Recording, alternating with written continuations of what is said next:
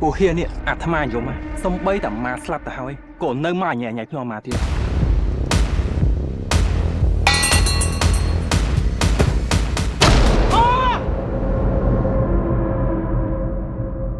ដីដែលបងផុនបងឯងរ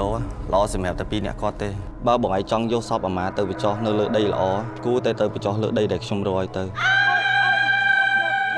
អត់អីទេធ្វើបន្តទៀតទៅមួយយ៉ានេះអាម៉ាដូចអត់ដល់លោកគ្រូកូនខ្ញុំយំមិញរកពីកាយដល់លោកគ្រូដូចមានអីចូលអញ្ចឹង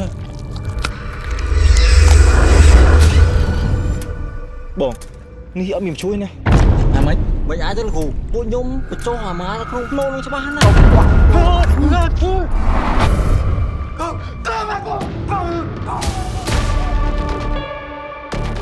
បើធ្វើការពិធីមកសាផដល់ពួកយើងចុះហេតុអីបានជាយើងពីរនាក់នាងរស់ស៊ីបន្លែសោះឡើងទៅវាម្នាក់ឯងទៅវិញហើយជាអ្នកបង្កើតខ្លួនឯងខ្ញុំមកនេះមកសែនភ្នំអាម៉ាដាក់មានអាម៉ានៅក្នុងនោះទៀត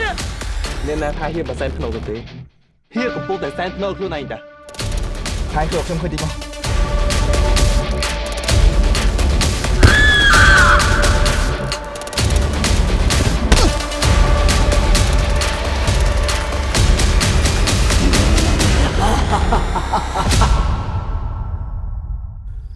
អាឡូទៅធ្វើរឿងមួយខ្ញុំ